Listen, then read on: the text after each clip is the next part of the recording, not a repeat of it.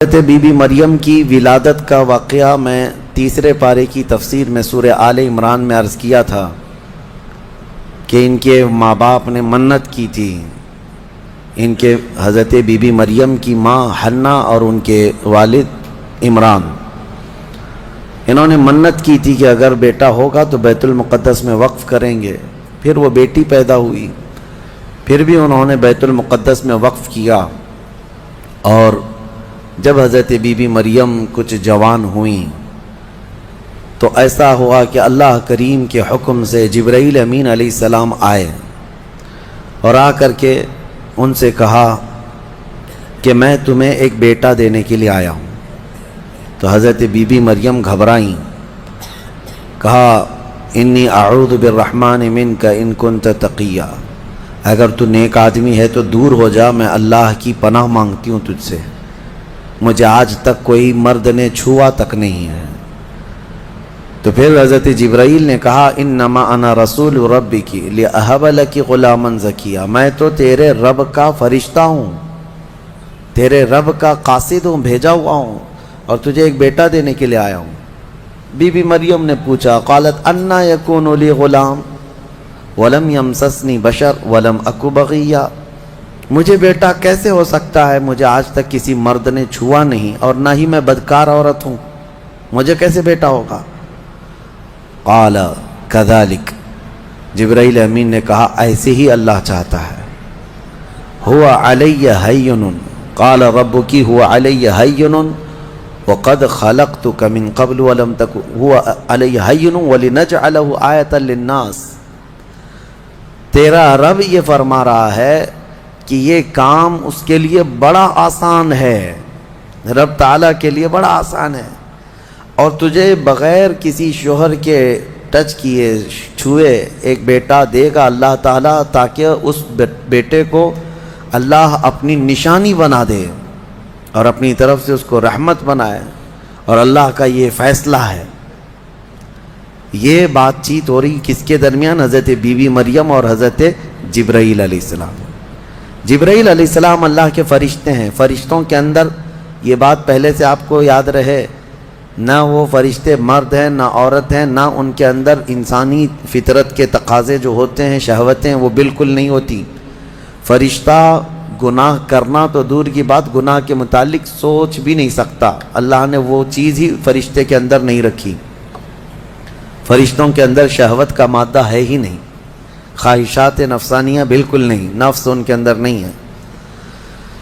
جبرائیل امین علیہ السلام جب ان کا اور حضرت بی بی مریم کا جو یہ کنورسیشن ہے، اس کو قرآن پاک میں بیان فرمایا رب تعالیٰ نے۔ اب اس کے بعد اچانک ہوا یہ فَحَمَلَتْهُ فَانْتَبَذَتْ بِهِ مَكَانًا قَصِيًّا، اچانک بی بی مریم حضرت جبرائیل امین کے پھونک مارنے سے حاملہ ہو گئی۔ صرف انہوں نے پھونک مارا، کون؟ جبرائیل امین علیہ السلام، پھونک مارا تو حضرت بی بی مریم کیا ہوئیں؟ حاملہ ہو گئی۔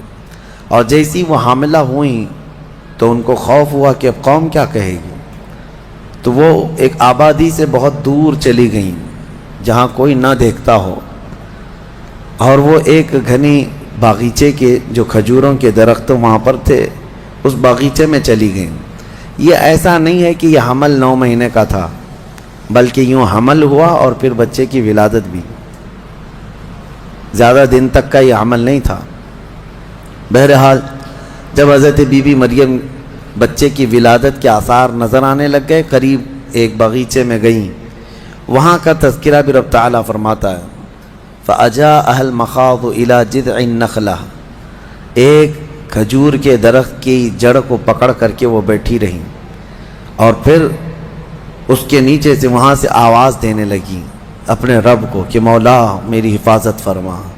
اور درد ایسا ہوتا ہے ولادت کے وقت کا، اس وقت کے الفاظ حضرت بی بی مریم کے قرآن فرما رہا ہے، وہ کہہ رہی تھی کنت نسیا منسیا، یہ درد سے پہلے میں مر گئی ہوتی، بھلا دی گئی ہوتی، کاش میں ان تمام چیزوں میں نہ ہوتی۔ عورت جو ہے اس درد کے وقت بہت ہی زیادہ فرسٹریٹ ہوتی ہے، بہت تکلیف دہ ہوتی ہے، تکلیف زدہ ہوتی ہے، اس قدر کہ موت کے وقت ہونے والی تکلیف سے تھوڑی سی کم تکلیف بچے کی ولادت کے وقت ہوتی ہے.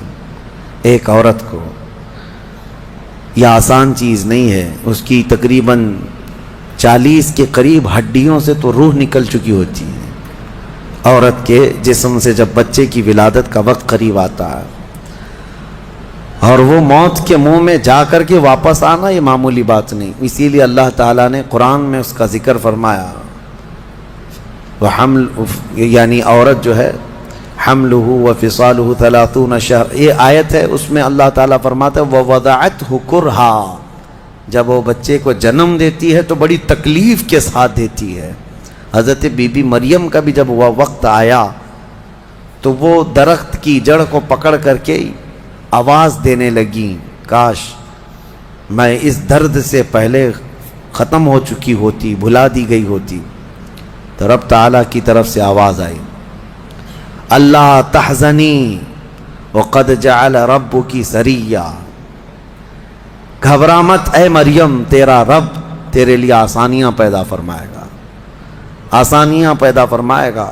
اس درخت کو ہلاؤ، پکی کھجوریں گریں گی تم پر. حضرت اللہ کی طرف سے حضرت بی بی مریم کو جو پیغامات آ رہے تھے یہ کیا تھے؟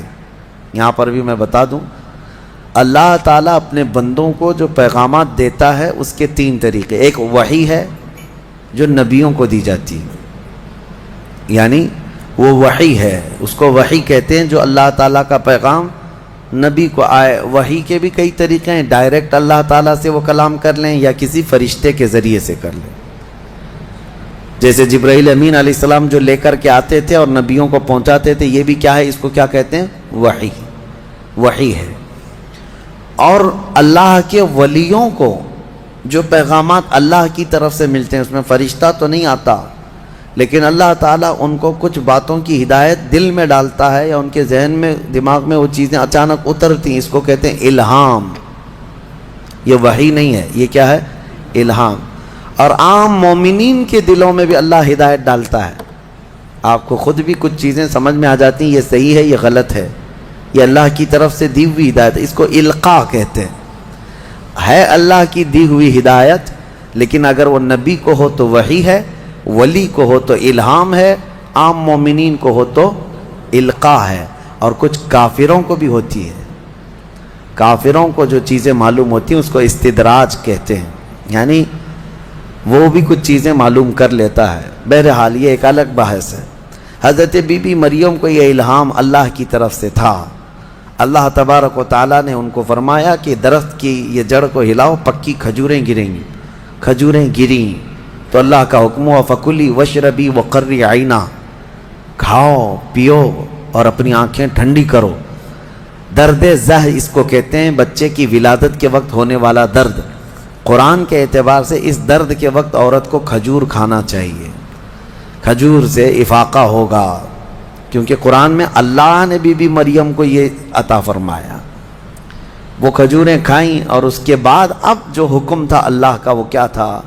فَإِمَّا تَرَيِنَّ مِنَ الْبَشَرِ أَحَدًا فَقُولِي إِنِّي نَذَرْتُ لِلرَّحْمَنِ صَوْمًا. اگر کوئی آدمی تجھے نظر آ گیا بچہ ہونے کے بعد، بچے کو دیکھ کر کے کوئی بھی اگر تم کو نظر آیا تو بات مت کرنا کسی سے. اس وقت چپ کا روزہ ہوتا تھا، یعنی خاموشی کا روزہ. ہماری شریعت میں نہیں ہے، لیکن پہلے کی شریعت میں چپ رہنے کا روزہ بھی ہوتا تھا، یعنی وہ جو ٹائم ہے اتنے ٹائم تک کسی سے بات نہیں کریں. یہ ہونا چاہیے، لیکن ہماری شریعت میں نہیں ہے. کاش یہ روزہ عورتوں پر ہو جاتا، بہت سارے لوگ محفوظ ہو جاتے ہیں. خیر، حضرت بی بی مریم کو کہا گیا کہ چپ کا روزہ رکھنا، اور کوئی بھی اگر بات کرے تو اشارہ کرنا اپنے بیٹے کی طرف کہ اس سے بات کرو، میں آج چپ کا روزہ ہوں. یعنی وہ اشارہ لوگ سمجھ جاتے تھے کہ روزہ ہے. تو حضرت بی بی مریم وہاں جب پہنچی تو درد زہ کے بعد حضرت عیسیٰ علیہ السلام پیدا ہو گئے. وہ ایک پتھر پر جلوہ بار ہوئے، اور جیسے ہی پیدا ہوئے حضرت عیسیٰ علیہ السلام وہ پاک صاف تھے. کوئی دایا نہیں، کوئی نرس نہیں، کوئی نرسنگ ہوم نہیں. یہ اللہ تعالیٰ کی قدرت تھی ایک صحیح سلامت بیٹا، اور وہ بھی اللہ کی نشانی بنانی تھی بغیر باپ کے۔ حضرت عیسیٰ علیہ السلام پیدا ہوئے اور حضرت بی بی مریم اپنے بیٹے کو اٹھائیں اور لے کر کے چل پڑیں ایک ہی دن میں، جس کو کہتے ہیں زچہ عورت، یعنی جس کا بچہ ہوا ہوتا ہے وہ عورت کمزور ہو جاتی ہے، لیکن حضرت بی بی مریم اپنے بیٹے کو اٹھائیں اور چل پڑیں۔ جیسے ہی وہ بستی کی طرف آنے لگی، ان کی گود میں بچہ تھا، لوگوں کی نظر پڑ گئی، کوئی ادھر ادھر چیمی گوئیاں شروع ہو گئیں، باتیں کانا پوسی، لوگ جمع ہوئے اور پوچھنے لگے یا اخت ہارون ما کان ابوک امرأ سوء وما کانت امک بغیہ، اے مریم تو تو بڑی پاک خاتون ہے، اخت ہارون کہا جاتا تھا پاک عورت کو، تو بالکل ہارون کی بہن کی طرح ہے، تو نے یہ کیسے کر لیا؟ نہ تیرا باپ بدماش تھا، نہ تیری ماں بری تھی، یہ کہاں سے آ گیا تیرے اندر بچہ؟ فاشارت الیہ، بی بی مریم نے اپنے بیٹے کی طرف اشارہ کیا، اس سے بات کرو، میں آج چپ کا روزہ ہوں۔ لوگوں نے کہا قالوا کیف نکلم من کان فی المہد صبیا، ہم اس سے کیسے بات کریں جو گود میں بیٹھا ہوا ہے؟ گود کے بچے سے بات کریں گے؟ تو اشارہ اس طرف کر رہی ہے۔ تو لوگ ابھی یہ بات چیت کر ہی رہے تھے، گود میں سے ہی حضرت عیسیٰ علیہ السلام بول پڑے، قال انی عبد اللہ آتانی الکتاب وجعلنی نبیا وجعلنی مبارکا اینما کنت واوصانی بالصلاة والزکاة ما دمت حیا وبرا بوالدتی ولم یجعلنی جبارا شقیا والسلام علی یوم ولدت ویوم اموت ویوم ابعث حیا۔ یہاں تک کا کلمہ عیسیٰ علیہ السلام نے گود میں ہی کیا۔ کیا کہتے ہیں؟ اے لوگوں، میں اللہ کا بندہ ہوں، انی عبداللہ، میں اللہ کا بندہ ہوں، اور اس نے مجھے نبی بنا کر بھیجا ہے۔ حضرت عیسیٰ علیہ السلام کو گود میں ہی نبوت ملی ہے، گود میں نبوت ملی ہے، اس نے مجھے نبی بنا کر بھیجا ہے، صرف نبی نہیں، وجعلنی مبارکا، اور مجھے برکت والا بنا کر بھیجا ہے، اور پھر مجھے اللہ نے یہ حکم دیا ہے میں جہاں کہیں پر بھی رہوں نماز قائم کروں، زکوٰۃ دیتا رہوں، جب تک میں زندہ رہوں نماز قائم کرتا رہوں اور زکوٰۃ دیتا رہوں، ان کی امت کی اور ان کی شریعت کی جو نماز رہی۔ اور پھر اللہ نے مجھے حکم دیا ہے کہ میں میری ماں کا فرما بردار رہوں اور اس کا نافرمان نہ رہوں۔ اور پھر آخری والا جملہ تو بہت امپورٹنٹ ہے ہم سنیوں کے لیے، جو عیسیٰ علیہ السلام نے کیا۔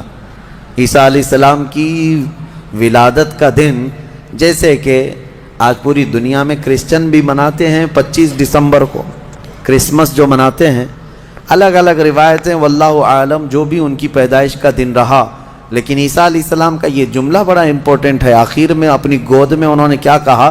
والسلام علی یوم ولدت ویوم اموت ویوم ابعث حیا، کہتے ہیں مجھ پر اللہ کی سلامتی ہو جس دن میں پیدا ہوا، جس دن میں پیدا ہوا، اور جس دن میں انتقال کروں گا، اور جس دن میں اٹھایا جاؤں گا، وہ سب ان سب دنوں پر اللہ کی سلامتی ہو۔ عیسیٰ علیہ السلام جس دن پیدا ہوئے وہ سلامتی والا دن ہے، تو 12 ربیع الاول کیوں نہ سلامتی والا دن؟ میرے آقا صلی اللہ علیہ وسلم جس دن پیدا ہوئے کیا وہ سلامتی والا دن نہیں ہے؟ اور ایک نبی خود اپنی ولادت کے دن سلام بھیج رہے ہیں، اور یہاں کروڑوں امتی اپنے نبی کے پیدائش کے دن سلامتی بھیجیں، تو یقیناً یہ قرآن کے حکم کے مطابق ہے۔ بہرحال یہاں تک بات ہوئی، اب چپ ہو جانا چاہیے۔ بچے کی زبان سے جب یہ باتیں سن لی، یہ معجزہ نہیں تو اور کیا ہے؟ اس کے بعد عیسیٰ علیہ السلام ایسا نہیں کہ گود میں ہی بولتے تھے، بس اتنا بولے اور خاموش ہو گئے۔ پھر جب بولنے کی عمر آئی بچوں کی، تب آپ پھر بولنے لگے۔ اب عیسیٰ علیہ السلام کے متعلق اب سنیے، جب آپ پھر جوان ہوئے اور عجیب و غریب باتیں، ظاہر سی بات ہے اللہ کے نبی ہر زمانے میں پاک لوگ ہوا کرتے ہیں، پاکیزہ لوگ، ان کی زبان میں اثر الگ۔ پھر اللہ تبارک و تعالیٰ نے آپ کو جب نبوت گود میں عطا کی تھی تو جوان ہوتے ہی آپ نے تبلیغ اپنے دین کی شروع فرمائی، لوگوں کو ایمان کی طرف بلائے، ایک خدا کی عبادت کی طرف، آخرت کی طرف لوگ آتے رہے اور آپ کی طرف متوجہ ہوتے رہے۔ یہ زمانہ یہودیوں کا ہے، بڑے ڈینجر لوگ ہیں ہر زمانے میں، یہ یہودی بڑے ڈینجر ہیں۔ یہ ظالم جو ہے معمولی نہیں ہے، کیوں ان کے اوپر اللہ نے قرآن میں لعنت فرمائی ہے؟ یوں ہی نہیں، یہ ان یہودیوں نے تقریباً 10,000 نبیوں کا قتل کیا ہے. ہاں، جیوز. لوگوں کو آج برا لگتا ہے میری تقریروں کو کوٹ کر کے بہت سارے جگہ. اس وجہ سے تو میری تقریریں لے کر اسرائیل والے بیٹھے ہیں، مجھے ویزا نہیں دیتے. مجھے اس سے فرق نہیں پڑتا. ہمارے لیے جو اصلی ویزا ہے وہ مدینہ طیبہ کا ہے. جب تک وہ دروازہ کھلا ہے ہماری روح جسم میں باقی ہے. اور میرے آقا صلی اللہ تعالیٰ علیہ وسلم کے عنایت سے، ان کے کرم سے ہمیں اتنا یقین ہے کہ اگر جانے کی طاقت استطاعت کہیں کی بھی نہ ہو، اتنا یقین ضرور ہے میرے اعمال کا بدلہ تو جہنم ہی تھا، میں تو جاتا میرے سرکار نے جانے نہ دیا. جب وہ جائیں گے اپنے غلاموں کو ساتھ لے کر جنت میں جائیں گے انشاءاللہ. یہودیوں نے اس وقت بھی نبیوں کی دشمنی کی تھی، اب عیسیٰ علیہ السلام کے دشمن ہو گئے. ان کو یہ تھا کہ ان کی طبیعت کے خلاف جب بھی کوئی بات کرے تو اس کے دشمن ہو جاتے تھے. یہودیوں کو یہ چاہیے تھا کہ ان کی طبیعت میں جیسی ہے ویسی شریعت ہونی چاہیے. الگ سے اللہ کے احکامات کو نہیں ماننا ہے، کتاب کے جو احکامات ہے اسے نہیں ماننا ہے، نبیوں کے احترام نہیں ہے. ان کو خود کی بنائی ہوئی شریعت چاہیے. بڑے امیر لوگ کچھ غلطی کریں تو انہیں معاف کرنا چاہیے، غریب لوگ کریں تو انہیں خوب مارنا چاہیے. یہ یہودیوں کی طبیعت تھی. یہودی یہ چاہتے تھے. عیسیٰ علیہ السلام جب جوان ہوئے تو آپ کی طرف لوگ ایمان والے بڑھنے لگ گئے. ان کو حواریین کہا جاتا ہے. جیسے میرے آقا کے ساتھیوں کو کیا کہتا ہے؟ صحابہ اکرام، صحابہ. اور حضرت عیسیٰ علیہ السلام کے جو ساتھی صحابی تھے ان کو حواری کہا جاتا ہے. یہ عیسیٰ علیہ السلام کے حواری، وہ بڑے مخلص لوگ آپ کے ساتھ تھے. 12 لوگوں کا تو ذکر آیا ہے اور 4 مشہور شاگرد ہیں. انہی 4 لوگوں نے حضرت عیسیٰ علیہ السلام کی پوری انجیل کو ترتیب دیا. یوحنا، لوقا، متی، مرقس، یہ 4، انہی کے 4 ناموں سے آج انجیل بھی، بائبل بھی ہے. تو بائبل یوحنا کو آج جان کہا جاتا ہے. یوحنا کو یہ بدل کر کے جان کہتے ہیں. متی جو ہے ان کو میتھیو کہتے ہیں. اور مرقس کو غالباً کچھ اور نام، مرکری و کچھ نام دیتے ہیں. اور یہ تمام جو عربی نام تھے یا عبرانی نام تھے اس زمانے کے، یہ عیسیٰ علیہ السلام کے 4 مشہور شاگرد ہوئے. اب عیسیٰ علیہ السلام کے معجزے میں آپ کو بتاؤں. اللہ تعالیٰ نے 3 معجزے آپ کو دیے تھے. عیسیٰ علیہ السلام کے 3 معجزے مشہور ہیں. پہلا معجزہ یہ ہے کہ وہ نابینا آدمی جو مادر ذات پیدائشی اندھا ہے، اس کی آنکھوں پر ہاتھ رکھتے تو اس کو آنکھیں آ جاتی. اور جو کوڑ کی بیماری میں مبتلا ہے، سفید داغ کی بیماری یا کوڑ کی بیماری میں مبتلا ہے، عیسیٰ علیہ السلام اس کے جسم پر ہاتھ پھیرتے تو وہ کوڑ کی بیماری ختم ہو جاتی. سفید داغ آج بھی لا علاج بیماری ہے. کوڑ کی بیماری لا علاج ہے، جیسے کہ مشہور ہے. اور تیسری چیز یہ ہے کہ مٹی کے پرندے ہوں، انہیں پھونک مارتے تو وہ زندہ ہو کر اڑ جاتے تھے. ہاں، مٹی کے پرندے. اس وقت ٹوائز ہو سکتا ہے مٹی کے بنتے ہوں گے، کھلونے. عیسیٰ علیہ الصلوۃ والتسلیم صرف مٹی کے پرندوں کو نہیں، کئی مرتبہ قبروں میں سوئے ہوئے مردوں کو بھی آپ نے زندہ کر کیا ہے. قبر پر کھڑے ہو کر کے آپ کہتے قم باذن اللہ، اللہ کے حکم سے اٹھ جا تو مردہ زندہ ہو جاتا. آپ نے اپنی زندگی میں 3 مردوں کو زندہ کیا اور وہ جیے بھی اور پھر چند دنوں کے بعد پھر مرے بھی. یہ معجزہ تھا عیسیٰ علیہ السلام کا. اور اس کے علاوہ کچھ خاص باتیں ان کی یہ بھی ہیں. وہ فرماتے ہیں انبئکم بما تأکلون وما تدخرون فی بیوتکم، اے لوگو تم اپنے گھروں میں جو کچھ جمع کرتے اور جو کچھ کھاتے ہو میں ان سب کی خبر دیتا ہوں. میں سب جانتا ہوں، میں تمہیں خبر دے سکتا ہوں. عیسیٰ علیہ السلام اپنے گھر میں بیٹھ کر امتیوں کے گھروں میں کیا ہے سب جانتے تھے. یہ قرآن سے ثابت ہے. پھر بھی یہ ظالم ہمارے نبی کے متعلق کہتے ہیں کہ ان کو پیٹھ پیچھے کا علم نہیں تھا.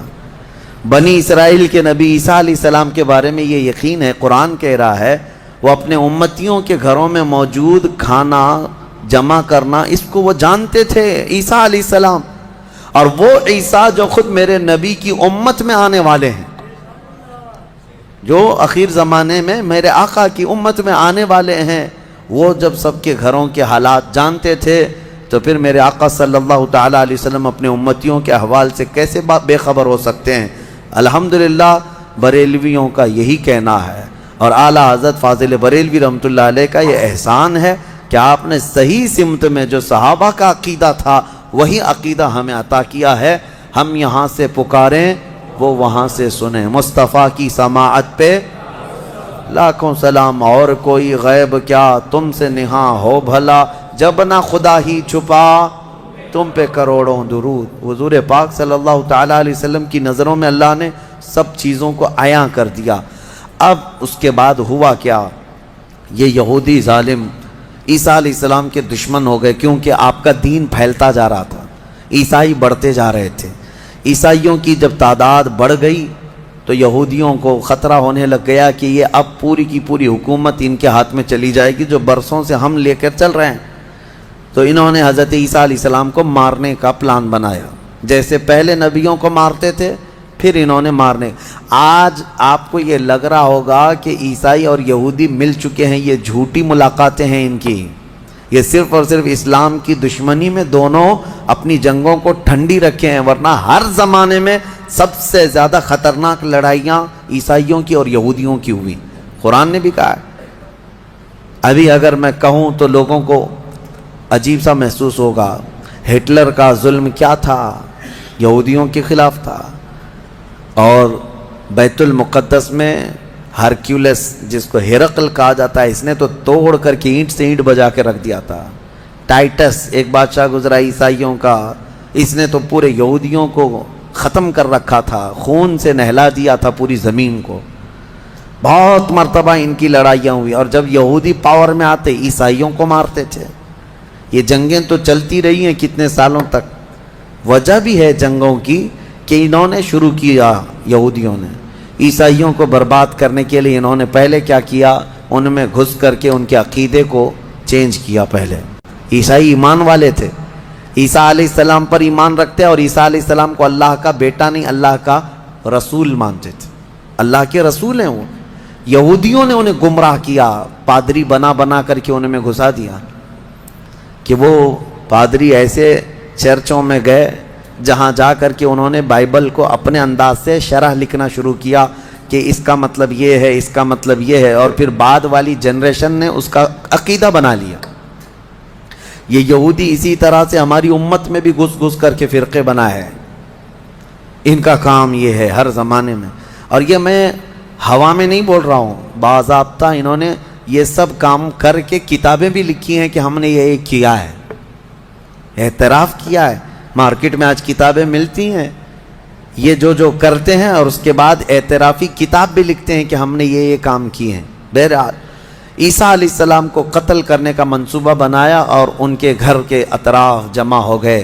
عیسیٰ علیہ السلام کو اللہ تعالیٰ نے وحی کے ذریعے بتا دیا کہ تمہارے دشمن تمہارے قتل کے در پہ ہیں۔ عیسیٰ علیہ السلام اپنے حواریین سے رات میں ملاقات کرتے ہیں، ان کو دین کے ساری باتیں پیش کرتے ہیں، اور جو انجیل تھی جس کو یہ بائبل کہتے ہیں وہ سب اپنے شاگردوں میں تقسیم کر دیا، اور سب کو الگ الگ جگہ جانے کا حکم دیا کہ تم فلاں جگہ چلے جاؤ، تم فلاں جگہ چلے جاؤ، تم فلاں جگہ چلے جاؤ۔ اور پھر سب کو یہ اپنی آخری وصیت میں کہا، میں اللہ کے حضور جا رہا ہوں۔ یہ ان کے آخری پیغامات تھے اپنے شاگردوں کو، اپنے صحابہ کو، اپنے حواریین کو کہا۔ ان کے حواریین سب چلے گئے، عیسیٰ علیہ السلام اکیلے تھے گھر میں۔ اب یہودیوں نے ان کے گھر کا گھیراؤ کر لیا۔ یہ قرآن سے جو بات ثابت ہے وہ میں بتا رہا ہوں، یہ آج تک عیسائیوں کو بھی ان کی کتابوں میں نہیں ملی بات، ان کو اس چیز کا علم نہیں ہے، لیکن قرآن میں ہے۔ کیونکہ عیسیٰ علیہ السلام گھر میں تھے، اس کے بعد عیسائیوں کو کہاں سے پتہ چلے گا کیا ہوا تھا؟ عیسیٰ علیہ السلام کے جو حواریین تھے وہ بھی دور چلے گئے تھے، گھر میں کیا ہوا کسی کو نہیں معلوم۔ ہوا یہ کہ